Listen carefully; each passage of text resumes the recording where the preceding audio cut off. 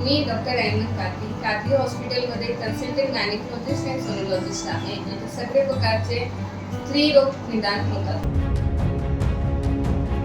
आज़ादी बचाओ news channel में सभी दर्शकों का स्वागत है। कचरा गाड़ी न आने से परेशान नागरिकों ने घंटा गाड़ी रोक किया विरोध।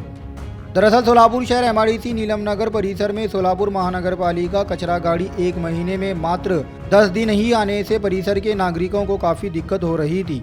बार बार स्थानीय माजी नगर सेवक व जोन अधिकारियों को सूचना देने के बावजूद भी यहां हर दिन कचरा गाड़ी न आने से नाराज लोगों ने आज शनिवार 13 जनवरी 2024 को घंटा गाड़ी रोक विरोध जताया।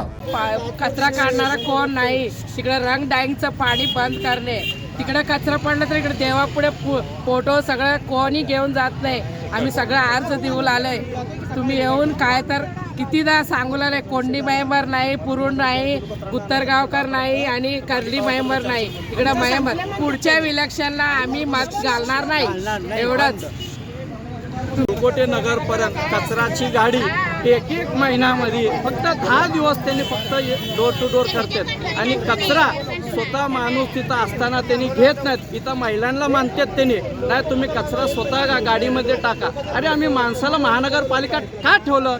आम्ही घरच्या घरी टॅक्स भरतो. 670 रुपये जो टॅक्स आहे ना, 900 आम्ही ते घरात वर्षात टॅक्स भरतो. का भरतो? ते कचऱ्याचं टॅक्स घेतात ते. आणि आयुक्ताला यांना बी माहीत नाही. हे जून अधिकारी सगळं खेळ खेळतात.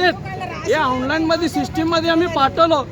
मी विनंती करून आयुक्त मॅडमला विनंती करून सांगतो, पूर्वबागमध्ये लक्ष्मीनारायण टाकीचे राम मंदिरपासून बोलकोटे नगर कचराचा गाडी व्यवस्था नाही आहे. इथला नगरसेवक जो आहे ना, सगळं अनपढ नगरसेवक आहेत. जो असू द्या ते सगळं अनपढ आहेत. मी असं म्हणेन, अरे त्यांना कायदा माहीत नाही आहे ते काय. आणि आज गरीब लोक रस्त्यावर कचरा टाकलं तर महानगरपालिका त्यांच्यावर गुन्हा दाखल करतात. आग लावलं तर गुन्हा दाखल करतात. आज त्यांनी कचरा घेतला नाही. आयुक्ताला मी विचारतो, मी कोणावर गुन्हा दाखल करू? आयुक्तावर करू का? जूनचा अधिकारीवर करू का? मी कोणावर अधिकारी केस करू? मी आयुक्त विनंती करून सांगतो वारंवार, हे लास्ट रस्त्यावर महिला आम्ही सगळे आलेले आहेत. प्रत्येक टायमाला असं प्रत्यार झाला ना, आम्ही कोर्टापर्यंत जाऊ शकत. तुम्ही आम्हाला चान्स देऊ नका. कोर्टात गेलं तर सगळ्यांना आम्ही कोर्टात ओढून घेतो. नम्र विनंती.